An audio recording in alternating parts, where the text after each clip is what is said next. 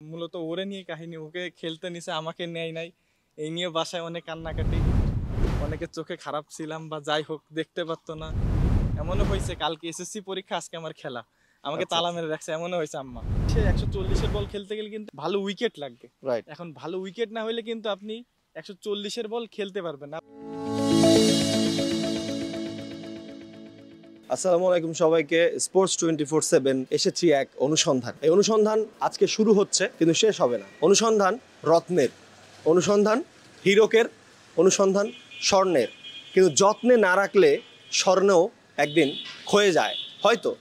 আমরা চাই যে অযত্নে আমাদের চারিপাশে যে রত্নগুলো রয়েছে তারা ক্ষয়ে না যায়। আমাদের একজন ক্রিকেটারের সন্ধান পেয়েছি, খুদে ক্রিকেটার, খুব ভালো খেলেন কিন্তু অভাব আসলে পরিচর্যার, অভাব আসলে ভালো করে বেঁচে থাকার, অভাব আসলে তাকে বড় করে আমাদের ভালো খেলোয়াড় বানানোর যে প্রচেষ্টা সেটার অভাব। অভাব রয়েছে অনেক কিছুর, কিন্তু আজকে আমরা কথা বলবো এমন একজন খুদে ক্রিকেটারের সাথে যিনি স্বপ্ন দেখেন একদিন জাতীয় দলের হয়ে খেলার, তিনি স্বপ্ন দেখেন একদিন বিশ্বকাপ জেতার। আসুন আমার সাথে দেখা যাক সেই ক্রিকেটারের গল্প। আকাশ, ওয়ালাইকুম আসসালাম। আসো আমরা আকাশের, কেমন আছো ভাইয়া? ভালো। আকাশের ঘর প্রথমে আমরা দেখতে পাচ্ছি ঢাকা ফার্স্ট ডিভিশনে কিন্তু তিনি হাইয়েস্ট উইকেট টেকারের একটা পুরস্কার পেয়েছে, সেটা দেখতে পাচ্ছি এখানে। আরো দেখা যাচ্ছে আকাশের বেশ কিছু পুরস্কারের আসলে পসরা তিনি সাজিয়ে রেখেছেন আমাদের জন্য। দারুণ আসলেই। ছোট্ট মানুষ, এখন মাত্র 21 বছর বোধহয় বয়স, তো এর মধ্যে অনেক অর্জনের ঝুলি তার পরিপূর্ণ হয়েছে। আমরা আকাশের সাথে কথা বলবো, গল্প করব তার ক্রিকেট জীবন নিয়ে, ভবিষ্যৎ পরিকল্পনা নিয়ে। আপনারা আমাদের সাথেই থাকুন।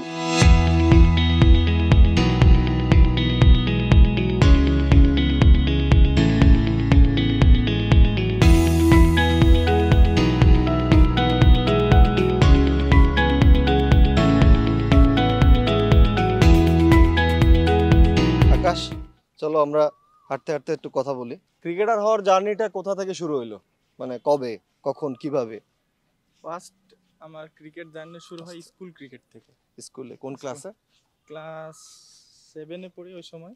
আচ্ছা। এই যে মিউনিসিপাল পিপাটি উচ্চ বিদ্যালয়, হ্যাঁ এখান হ্যাঁ, এই থেকে যে পাশে। জি। এইখান থেকে শুরু হয় ফার্স্ট স্কুল ক্রিকেট। আমার গেম টিচার ছিল ইমরুল স্যার। ইমরুল স্যার। জি, ওইখান থেকে শুরু হয় ফার্স্ট স্কুল ক্রিকেট থেকে আমার এই ক্রিকেটের কেরিয়ার স্টার্ট হয় আর কি। জি। ওইখান থেকেই স্কুল ক্রিকেট শুরু হয় ক্লাস 7-এ থাকা অবস্থায়। হুম। স্কুল ক্রিকেট খেলি, ওইখানেও ভালো খেলি। হুম। স্কুল ক্রিকেট প্রথম বছর আমার এক ফ্রেন্ড ছিল, মূলত ওরে নিয়ে কাহিনী, ওকে খেলতে নিছে আমাকে নেয় নাই, এই নিয়ে বাসায় অনেক কান্নাকাটি। তুমি কান্নাকাটি করছো? জি, আমাকে নেই ওরে নিছে, আমি ভালো খেলি ওর থেকে। এটা নিয়েই মনে করেন যে পক্ষপাতিত্ব, দলাদলি এসব তো আসলে খেলাধুলায় হয়, হ্যাঁ, স্বাভাবিক। এটা নিয়ে আর কি ক্রিকেটে, স্কুল ক্রিকেটে আর শুরু, মানে স্কুল ক্রিকেট দিয়ে আমার ক্যারিয়ার শুরু আর কি। আচ্ছা, এমনিতে তুমি কোন পজিশনে খেলো, মানে এখন ব্যাটিং বা বোলিং হিসেবে? এখন আমি left arm orthodox cum batsman. Lefty batsman? জি, lefty batsman, lefty batsman, bowling allrounder আর যাকে বলে। আচ্ছা, বোলিং অলরাউন্ডার। জি, ব্যাটিং পজিশন কি 7-8 এর দিকে? 6-7 ডাউন ব্যাটিং করি আর কি। 6-7 ডাউন। তো ওই সময় তো ব্যাটিং করতে 6-7 ডাউন। ওই টাইমে তো ব্যাটিং করতে গেলে একটু স্ট্রোক খেলার, হ্যাঁ, একটু পাওয়ার হিটিং খেলা লাগে, পাওয়ার হিটিং খেলার একটা স্ট্যাক আমাদের রোটেট এখন করে খেলা লাগে, জাকির আলী অনিক, তারপরে হ্যাঁ, রিশাদরা জাকির ভাই, যেভাবে হ্যাঁ, খেলতেছে আর কি। যেভাবে খেলতেছে আর কি। হ্যাঁ, দ্যাটস গুড। এখন প্রিমিয়ার লিগে খেলতেছে কোন দলে এটা? আমি খেলতেছি Gazi tyre cricket, Gazi group cricket academy. Gazi tyre, হ্যাঁ আমরা দেখলাম। জি। জি। তো ফার্স্ট ডিভিশনেও তো খেলা হয়েছে না? জি, ঢাকা ফার্স্ট ডিভিশন ডিভিশন খেলছি বিগত আগের বছর। হ্যাঁ। আমি 15 ম্যাচে 37 উইকেট নিয়ে এই সেরা উইকেট টেকার হই আর কি। আচ্ছা আচ্ছা আগের আচ্ছা। বছর। আচ্ছা, এমনিতে ফর মানে জানার জন্য আর কি, এই যে মানে খেলছো এখন, জি। তো এখন আসলে মানে খেলতে গিয়ে মানে কোথায় আটকাচ্ছো বা কোথাও কোনো সমস্যা হচ্ছে কিনা, যে এই জায়গায় আসলে আরো উন্নতি করলে খেলাধুলাটা আমার জন্য মসৃণ হতো? খেলতে গিয়ে আটকাচ্ছি এখন, এখন এখন আটকাচ্ছি না আল্লাহর রহমতে। এখন আল্লাহর রহমতে রেগুলার পারফর্ম করলে ক্রিকেটে সমস্যা হয় না, কিন্তু যে সময় পারফর্ম করবো না ওই সময় মনে করেন বাধা বিপত্তি অনেক কিছুই না, আসে। প্রথম দিকে তো একটু সমস্যা হয়েছে। হ্যাঁ, প্রথম দিকে এজ লেভেল নিয়ে অনেক সমস্যা হয়েছে। ফার্স্ট অনেকের চোখে খারাপ ছিলাম বা যাই হোক দেখতে পারতো না, অন্য একাডেমিতে প্র্যাকটিস করতাম, এটা নিয়েও মনে করেন যে অনেক এজ লেভেলটা খেলতে পারলাম না আমি। প্র্যাকটিস করা নিয়েও ঝামেলা হয় অনেক ঝামেলা, সময়। হ্যাঁ, এটা নিয়ে পরিবার level- কেমন সাপোর্ট দেয়? পরিবার ফার্স্টের থেকে সাপোর্ট দিনে আমার এমনও হয়েছে কালকে এসএসসি পরীক্ষা আজকে আমার খেলা, আমাকে আচ্ছা, তালা আচ্ছা। মেরে রাখছে, এমনও হয়েছে আম্মা। ও, সে আব্বা খুলে দিয়েছে, তারপরে আমি দিন স্কুল ক্রিকেট খেলতে গেছি, এমনও হয়েছে। বাবা কি করেন? বাবা কন্ট্রাক্টারি করতো, এই বিগত 5 বছর হয়েছে মারা গেছে। ও আচ্ছা আচ্ছা, বাবা মারা গেছেন। তাহলে ফ্যামিলির আর্নিং সোর্স কি তোমার ক্রিকেটের মাধ্যমেই জি হয়? জি, আমার মাধ্যমে হয়।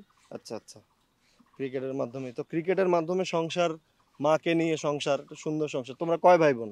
আমরা 2 ভাই, আমি দুই। আর আমার একটা ছোট ভাই আছে। আচ্ছা আচ্ছা, এই দুইজনের সংসার, জি। মানে তিনজনের সংসার আর কি। 3 জনের সংসার। তুমি চালাচ্ছ ক্রিকেট খেলে। জি জি তো খুব দারুণ একটা দুর্দান্ত একটা কাজ। জি, তো ইনশাআল্লাহ। নিশ্চয়ই ভালো কাজ। তো আসলে কি মানে কি মনে করো নিজেকে আসলে কোথায় দেখতে চাও, বা কোথায় দেখলে নিজেকে যে ভালো লাগবে যে এই জায়গাটায় উঠতে চাই, সর্বোচ্চ শিখর মানে কোন ইনশাআল্লাহ, জায়গাটায় নিজেকে আমি সর্বোচ্চ দেখো? আমার ইচ্ছা আছে আমি ন্যাশনাল টিমে খেলবো, তো অবশ্যই সবারই স্বপ্ন থাকে ন্যাশনাল টিমে খেলা। হুম। তো আমার ইচ্ছা আছে ন্যাশনাল টিম ডমিনেট করবো, পুরো অল বিশ্ব ডমিনেট করবো। সাকিব আল হাসানের মতো। জি জি, ইনশাআল্লাহ। নেক্সট সাকিব আল হাসান, জি, যেহেতু তোমার যাতে ব্যাটিং লেফটি, আবার বোলিংও লেফট আর্ম অর্থোডক্স। জি তো জি সাকিব আল হাসানের সাথে একটা মানে প্যাটার্নের মিল আছে, আবার বাড়িও কাছাকাছি। সাকিবের বাড়ি মাগুরা, তোমার জি বাড়ি যশোর। জি জি সুন্দর। জি। তো এখন বিষয় হচ্ছে আমি কিছু ট্যাকটিক্যাল একটু কোশ্চেন করতে চাই, যেহেতু নতুন, কিন্তু এইচপি তেও গেছো না? জি, এই যে এ- আগের বছর হাইস্ট উইকেট টেকার হয়েছি, মানে বাংলাদেশ এই টিমেও ডাকছিল আয়ারল্যান্ড সিরিজে, ওইখানেও গেছিলাম যা, যা। আয়ারল্যান্ড সিরিজে। তারপরে ডাকছে আমার এইচপি তে ছিলাম আচ্ছা 2023 সালে এইচপি ক্যাম্প করলাম 5 মাস। আচ্ছা। এইচপি ক্যাম্প করার পরে ন্যাশনাল লিগ খেললাম এই বছর, খুলনা আমার ডেবিউ হলো খুলনা লিগে, জি খুলনা ন্যাশনাল লিগ খেললাম। জি। আর এই বছর তো ইনশাআল্লাহ প্রিমিয়ার লিগ খেলতেছি। হুম। বিষয় হচ্ছে যে আমরা একটু ট্যাকটিক্যাল আলোচনায় যাই, যেহেতু উঠতি ক্রিকেটার। তো বিষয় হচ্ছে যে সাপোজ আগামী বিপিএল এ তোমাকে কোনো একটা দলে পিক করলো, তো বিপিএল এ পিক করলে তখন দেখা গেল যে পাওয়ার প্লেতে অনেক সময় কিন্তু স্পিনারদেরকে বল করায়, বিশেষ করে অবশ্যই সাকিব আল হাসান বল করে পাওয়ার প্লেতে, তারপরে আমাদের তাইজুল ভাই বল করে। অবশ্যই। তো পাওয়ার প্লেতে বল করতে গেলে তোমার স্ট্র্যাটেজিটা কি হবে? তুমি কোন আসলে- দুইজন প্লেয়ারকে বাইরে বের করবা, কোন লাইন লেন্থে বল করবা, এটা কি ট্যাকটিক্স তোমার থাকবে? আসলে বিপিএল এর কথা বলেন, বিপিএল ফরম্যাটটা হলো টি20 ফরম্যাট। জি জি, এই এখন জন্যই বলছি। টি20 ফরম্যাট অনুযায়ী তো পাওয়ার প্লেতে 2টা ফিল্ডার বাইরে বের করবো। কারণ যদি 2টা রাইটি ব্যাটসম্যান হয় তাহলে মিড অফ হয় হলো স্কোয়ার লেগ না deep mid wicket, deep middle. 2টা বাইরে থাকবে, সিম্পল। হুম। আর টি20 তে সবসময় চেষ্টা করব ডট বল আর সিঙ্গেলস, হুম। যত বাউন্ডারি চেক বল করা যায়, হুম। ফিল্ডিং পজিশন অনুযায়ী বল করা, ফিল্ডিং পজিশন অনুযায়ী বল করা, তারপরে ডট বল বাড়ানো। ঠিক তুমি আছে? যেটা বললা যে মিড অফ, ভালো- মানে লং অনে একজন রাখবা, তাই তো? Long on, mid of, long of, ওটা হলো লং অফ যাবে। লং অফে একজন রাখবে, একটা একজন বাইরে, থাকবে, আর জি। মিড উইকেটে একজন মিড থাকবে। উইকেট একদম। তো এখন ধরো রাইট হ্যান্ড ব্যাটসম্যান আছে, হুম। লং অফে একজন প্লেয়ার আছে, আর মিড উইকেটে আছে। হুম। এখন কোন লেন্থে বল করবা, বা কোন লাইনে বল করবা? এখন চেষ্টা করবো গুড লেন্থে যত ভালো বল করা যায়, গুড লেন্থে। অফ স্টাম্প বরাবর যত ভালো বল করা যায়। হুম। গুড বল মানে ভালো বলের পরিসংখ্যান বাড়ানো লাগবে, মানে টি20 ফরম্যাটে যত বাজে বল কম করা যায়, কেননা শর্ট অফ ফরম্যাটে সবসময় ব্যাটসম্যানরা খোঁজে মানে ভালো বলটা মারার জন্য, এই বাজে বল তো মারবেই, ভালো বলটা চেষ্টা করে মারার জন্য। কিন্তু আমি আমার মানে প্রসেসের মধ্যে থাকলে ওই সময় মনে হয় অটোমেটিকই উইকেট পাওয়ার সম্ভাবনা থাকে। এখন এখানে আরেকটা প্রশ্ন আছে, সেটা হচ্ছে যে লেফট হ্যান্ড অর্থোডক্স যারা বলার, জি, তারা কিন্তু রাইট হ্যান্ড ব্যাটসম্যানদের ক্ষেত্রে একটা অ্যাডভান্টেজ পায়। Advantage pi. বাট অবশ্যই ওয়েন ব্যাটসম্যান হচ্ছে ব্যাটসম্যানই লেফট হ্যান্ডেড, লেফটি এখন লেফটি ব্যাটসম্যানের ক্ষেত্রে তোমার বোলিং করার স্ট্র্যাটেজিটা কি থাকবে? সাধারণত কিন্তু ক্যাপ্টেনরা লেফটি ব্যাটসম্যানের ক্ষেত্রে লেফটি অর্থোডক্স বোলার আনতে চায় না, বাট দেখো দেখা গেল রাইট হ্যান্ড লেফট হ্যান্ড দুইটার কম্বিনেশন আছে, তখন তোমাকে নিয়ে আসছে। তো তখন আসলে তোমার ইয়েটা কি হবে? লেফটি যদি পাওয়ার প্লের সময় বল করি তো ওই সময় চেষ্টা করব যে রাউন্ড উইকেট বল করা, হুম মানে তাইলে নতুন বল তো ওনার জন্য, মানে যে ব্যাটসম্যান থাকবে লেফটি ব্যাটসম্যান জি, তার জন্য একটু অসুবিধা হবে, জোরে জোরে একটু জোরের উপরে বল জোরে করা, বল করতে স্পিড। হ্যাঁ একটু জোরে বল করা Right, রাউন্ড right. উইকেট, কেন নতুন বল স্কিট করলেই চান্স আসবে, হ্যাঁ চান্স আসলে ওই সময় সুযোগটা দেবে লেফটি ব্যাটসম্যানের ক্ষেত্রে। লেফটি ব্যাটসম্যানের ক্ষেত্রে কি লেফটি বলাররা কিন্তু মারা ইজি, অনেক মারা ইজি। মারা ইজি, ওই সময় চেষ্টা থাকবে যে লেফটির সময় আরো বেশি ভালো বল করা।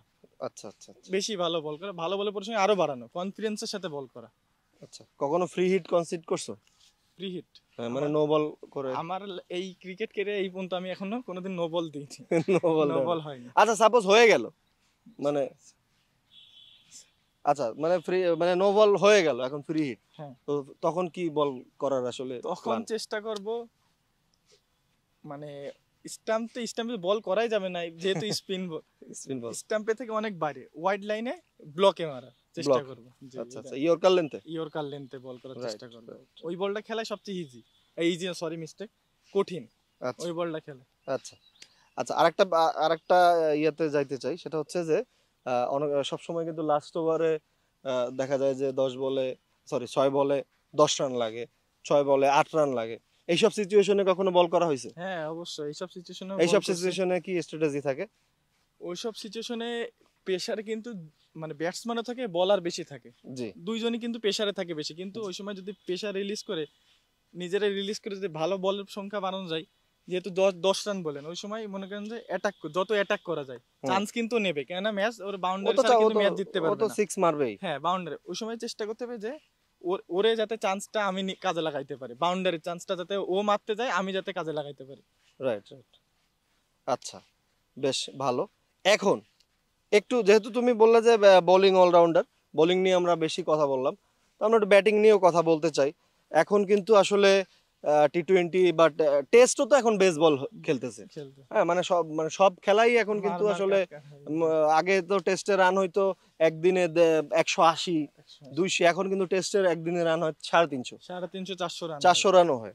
তো আসলে ব্যাটিং এর ক্ষেত্রে কি স্ট্র্যাটেজি ফলো করো, বা ব্যাটিং এর ক্ষেত্রে আসলে কি টেন্ডেন্সি থাকে? আমাদের বাংলাদেশের খেলায় আমরা দেখি আমাদের প্লেয়াররা কিন্তু বাউন্ডারি মারতে পারে, বাট ইয়ে করতে পারে না, সিঙ্গেল রানগুলো নিতে পারে না, স্ট্রাইক রোটেট করতে পারে না। এখন আসলে ব্যাটিং এর ক্ষেত্রে স্ট্র্যাটেজিটা কেমন থাকে, কোন পজিশনে ব্যাটিং করো, বা একটু বৃত্তান্ত যদি এখন আমাদেরকে। আমি যেই পজিশনে ব্যাটিং করি সেই পজিশনে টার্গেট থাকে যে সিঙ্গেলস রোটেট করা, হুম নন স্ট্রাইকে একটা ব্যাটসম্যান থাকে আর আমি তাকে যত সাপোর্ট দেওয়া যায় হুম। সিঙ্গেলস রোটেট করে, ও সিঙ্গেলস ক্যারি করে আমারও সিঙ্গেলস ক্যারি করা লাগে, বাউন্ডারি মারা লাগে। এখন যদি নন স্ট্রাইকে টেইলেন্ডার থাকে সেক্ষেত্রে সেই ক্ষেত্রে আমার চান্স নেওয়া লাগবে, রাইট। যেহেতু যেহেতু ও টেলেন্ডার আমি ব্যাটসম্যান না কিন্তু কিন্তু আবার অনেক সময় হয়েছে যে নন স্ট্রাইকে এমন একজন ব্যাটসম্যান আছে, সে 85 রান বা 70 রানে খেলতেছে, তার মানে সে ওয়েল সেট, কিন্তু তুমি তোমার জোনে বল পেয়ে গেছো, তখন কি আসলে? ওই সময় তো আমি তো চান্স নেব অবশ্যই, আমার জোনে থাকলে আমি, আমার চেষ্টা থাকে আমার জোনে থাকলে আমি স্ট্রাইক রোটেট করব, Smash করবো। 6 মারবো, মারার প্ল্যান তো থাকবে আমার স্ট্রাইক রোটেট ঠিক করার জন্য। সবচেয়ে বড় ছক্কা কবে মারছো মনে আছে? সবচেয়ে বড় ছক্কা স্টেডিয়াম পার করে ফেলছে, এরকমের কোনো স্মৃতি আছে? স্মৃতি 6 মারছে এই যে যশোর মাঠে? যশোর মাঠে তো মারছি, আমার যশোর মাঠে আছে 5 বলে 5টা 6ও আছে, তাই? এই যে আমাদের একাডেমি লিগে। আচ্ছা আচ্ছা। আর এই যে কিছুদিন আগে এই যে ব্রাদার্স ইউনিয়নের সাথে একটা 6 মারলাম, হ্যাঁ এই যে খেলা ছিল ব্রাদার্স ইউনিয়নের সাথে, লাস্ট ওভারে সেকেন্ড বলে একটা 6 মারছিলাম, আচ্ছা। ওইটা প্রিমিয়ার লিগে ভালো 6। ছক্কা আর উইকেট কোনটা মনে হয় যে বেশি আনন্দ দেয়? উইকেট অবশ্যই উইকেট। উইকেট। উইকেট বোল্ড নাকি catch? Bowled bowled. Bowled wicket সবচেয়ে বোল্ড উইকেট সবসময় মজাদার। মজার। আচ্ছা আচ্ছা, আমি একটু মানে অন্য আরেকটা প্রসঙ্গে যাইতে চাই, সেটা হচ্ছে আমাদের বাংলাদেশের ক্রিকেটের অবস্থা তো দেখছো, আমরা আসলে অনেক দিন হয়ে গেছে আমরা টেস্ট স্ট্যাটাস পাইছি, প্রায় 23-24 বছর বোধ হয়েছে, বাট এখনো আমরা যে মানের ক্রিকেটটা খেলি, মানে আমরা দর্শকরা আসলে যে মানের ক্রিকেট খেলাটা দেখতে চাই, সেই মানের ক্রিকেট খেলাটা আসলে আমরা কিন্তু পাচ্ছি না। বাট যেহেতু তোমরা আসলে খেলার মধ্যে আছো, খেলোয়াড়, আসলে মানে ল্যাকিংসটা কোথায়, দোষটা কার? আসলে কি বলবো, আপনি দেখেন, আপনি টেস্ট ম্যাচের কথা বলতেছেন, এখন আমরা একটা বছর শেষে টেস্ট ম্যাচ কয়টা খেলে এটা একটু দেখার দরকার আমাদের। টি-20 ওয়ানডেতেও তো ওডিআই কিন্তু দেখেন, আমাদের ডিপিএল হয় কিন্তু ওডিআই, হুম তাছাড়া টি20 বিপিএল হয় কিন্তু টি20, কিন্তু টেস্ট ফরম্যাটে আপনি কথা বলতেছেন, টেস্ট ফরম্যাট কিন্তু আমাদের ন্যাশনাল লিগ, বিসিএল, তাছাড়া কিন্তু আমাদের টেস্ট ম্যাচ নাই। আমাদের যদি টেস্ট ম্যাচে ভালো খেলতে হয় অবশ্যই টেস্ট ম্যাচের মান উন্নয়ন বাড়াইতে হবে, টেস্ট ম্যাচের সংখ্যা বাড়াইতে হবে, একটা আলাদা টুর্নামেন্ট করা লাগবে, রাইট তাইলে অবশ্যই টেস্ট ম্যাচের ওইখানেও আমরা ইনশাল্লাহ ভালো করার সম্ভাবনা আছে। রাইট, এটা একটা ভালো প্রসঙ্গ আছে, এটা আমি একটু অ্যাড করি এই জায়গায়। সেটা হচ্ছে ইন্ডিয়াতে অনেকে বলে যে আইপিএল দিয়ে ওরা নাকি প্লেয়ার বানায়, বাট এই কথাটা যারা বলে তারা কিন্তু ভুল বলে, জানো কিনা? অবশ্যই ইন্ডিয়ার কিন্তু প্লেয়ার তৈরি হয় রঞ্জি ট্রফি দিয়ে। Ranji trophy Ranji trophy is in test format. Test হ্যাঁ, এই জিনিসটা একটা ভালো পয়েন্ট যে এটা আসলে আমাদের এইভাবে চিন্তা করে। বাট আমাদের তো টি-20তেও অবস্থা খুব একটা ভালো না, আমাদের মোটামুটি যা আছি আমরা, তাও হচ্ছে ওয়ান ডেতে, তাও তো এই বিশ্বকাপে মাত্র একটা ম্যাচ জিতছি। তো তাও মনে হয় যে আফগানিস্তানের সাথে প্রথম ম্যাচ বিদায় ওরা হেরে গেছে, নাইলে ওরা শেষের দিকে যে ক্রিকেট খেলছে ওদের সাথে ওরা আমাদের ভালো। শেষের দিকে ম্যাচ থাকলে ওটাও মনে হয় আমরা জিততে পারতাম না। জিততে। মানে এই হলো অবস্থা। আরেকটা বিষয়, ছোট্ট একটা বিষয়, আমি একটু আমরা তো যেহেতু স্পোর্টস নিয়ে বিভিন্ন অ্যানালাইসিস করি, আমাদের 140 স্পিডের উপরে বল হইলে আমাদের সেটার স্ট্রাইক রেট বোধহয় 100-র মতো একশো। টি-20তে। তো টি-20তে 100 স্ট্রাইক রেট তো কোনোভাবেই এটা কোনো রানই না। না, না। তাকে এটা কারণ কি? তোমরা তো 140-এর স্পিডে বল তো খেলা হয়, খেলা হয় মনে হয় ডিপিএল এ তো অনেকেই করে। করে। তো কিন্তু মানে সমস্যা কি, বাইরের দেশের প্লেয়াররা যখন করে তখন আসলে এখন 140-এর বল আপনি বললেন, এখন 140-এর বল খেলতে গেলে কিন্তু 100 ভালো উইকেট লাগবে। রাইট। এখন ভালো উইকেট না হলে কিন্তু আপনি 140-এর বল খেলতে পারবেন না। আপনি মিরপুরে দেখেন, মিরপুর আপনি আমরা সবাই জানি কিন্তু মিরপুর মানে স্পিন উইকেট, সবাই জানে এটা। হুম। মিরপুরে আপনি তাহলে কিভাবে 140-এর বল খেলবেন রেগুলার? হুম। এগুলো আমাদের দেখেন চট্টগ্রামের উইকেট ভালো, মিরপুর উইকেট কিন্তু 140-এ বল খেলা ঠিক আছে, কিন্তু স্পিন উইকেট সবাই, স্পিন একটু ভালো হয় ওইখানে। হুম। এখন উইকেট যদি ভালো হয় অবশ্যই 140-এর বল আমাদের সবাই, আমরা যারা ন্যাশনাল টিমে খেলে, হুম। যারা খেলে 140-এর বল ভালো খেলবে অবশ্যই। আচ্ছা, মানে এখানে পিচের উইকেটটা ইম্পর্টেন্ট। রাইট রাইট 140-এর বল খেলতে গেলে উইকেটই অবশ্যই ইম্পর্টেন্ট। বাইরের আচ্ছা। কান্ট্রিতে দেখেন আপনি, ওরা কিন্তু 140-এর বল খেলে অভ্যস্ত, সেই বল কিন্তু ওরা বাউন্ডারি মারছে, সিক্স মারছে, কিন্তু সেই বল রেগুলার খেলতেছে। কিন্তু কি আমাদের ওইখানে আমরা ল্যাকিংস আছে যে 140-এর বল খেলার জি। অভ্যাসটা এখন মানে এখন আগের থেকে অনেক ইমপ্রুভ হয়েছে। 140-এর বল কিন্তু আমাদের রেগুলারই এখন। এই যে নতুন একটা ছেলে আসছে নাহিদ নাইদ রানা, রানা 140 প্লাস বল করে, হুম। ভালো বল করে। গুড। এখন তোমার কে, মানে অল টাইম ফেভারিট প্লেয়ার কে ক্রিকেটে? ক্রিকেটে অবশ্যই সাকিব ভাই, তার আচ্ছা। সাথে জাদেজাও আছে, রবীন্দ্র জাদেজা। রবীন্দ্র জাদেজা। দুজনেই একই দুইজনে একই প্যাটার্নের, একই তোমার pattern। ক্যাটাগরিরই মোটামুটি। বেশ। বাংলাদেশের, হ্যাঁ, বাংলাদেশের বাইরে কাকে পছন্দ? বাংলাদেশের বাইরে রবীন্দ্র জাদেজা। রবীন্দ্র জাদেজা। জাদেজা। আচ্ছা, মাকরাম নাকি ডুপ্লেসিস, দুজনের মধ্যে কাকে বল করতে তোমার বেশি ভালো লাগবে? ডুপ্লেসিস। সাপোজ সামনে হেনরিক ক্লাসেন আসছে, যেহেতু জাতীয় দলে খেলার হ্যাঁ, স্বপ্ন দেখো, এখন তো ওয়ার্ল্ডের যত খেলোয়াড় আছে তাদের মধ্যে যারা পাওয়ার হিটার আছে তার মধ্যে হেনরিক হেনরিক ক্লাসেন ক্লাসেন এখন সবচেয়ে মানে হিটে আছে। অবশ্যই। হেনরিক ক্লাসেনকে এক ওভার বল করতে হবে, তখন আসলে নিজেকে কি বলবা যে আসলে আমার কি করা উচিত? আসলে আমি আমার প্ল্যানেই থাকবো, কেননা আমার জন্য যেটা গুড বল, ওর হেনরি ক্লাসিনের জন্য কিন্তু সেটা গুড বল। হুম। ঠিক না, চেষ্টা করবো আমার প্রসেসেই থাকা, প্রসেসের থেকে বাইরে যাব না, প্রসেস অনুযায়ী বল করব, যেভাবে রেগুলার করে থাকি সেভাবে করলে ইনশাল্লাহ ভালো। তাই হোক, ক্রিকেট খেলা নিয়ে তো অনেক স্বপ্ন, আসলে পরিবারকে সময় দেওয়া, পরিবারকে দেখাশোনা করা, এটাও অনেক আসলে সওয়াবের কাজ। সবকিছুই করে যাচ্ছ, ক্রিকেট দেশের জন্য খেলতে যাচ্ছ, খুব ভালো। আসলে দেশের জন্য কি ইচ্ছা আছে, যে দেশের জন্য আমি এইটা করতে চাই, এরকম কি ইচ্ছা আছে বা কি স্বপ্ন আছে? দেশকে রিপ্রেজেন্ট তো করবো ইনশাল্লাহ ইনশাল্লাহ। আর ন্যাশনাল টিমে আমি চাই যে 1-2 বছর খেলে মানে বাদ পড়তে চাই না, রেগুলার মানে ঝরে পড়ে তো অনেকে। হ্যাঁ, অনেকে ধরে রেগুলার ন্যাশনাল টিমে খেলতে চাই, Right. ন্যাশনাল টিম ডমিনেট করতে চাই। আচ্ছা, খুবই ভালো লাগলো আর আকাশের সাথে কথা বলে, আরেদুল ইসলাম আকাশ। যাক, তো যশোর এবং খুলনা এই অঞ্চলে কিন্তু অনেক ক্রিকেটারের জন্ম হয়েছে। এই অঞ্চলটা আসলে ক্রিকেট প্রেমীদের জায়গা, ক্রিকেট খেলোয়াড়দের জায়গা। দর্শক মণ্ডলী, আপনারা এতক্ষণ শুনছিলেন একজন খুদে ক্রিকেটার, আমাদের বাংলাদেশের ভবিষ্যৎ জীবনের আমাদের জন্য একটা স্বপ্ন।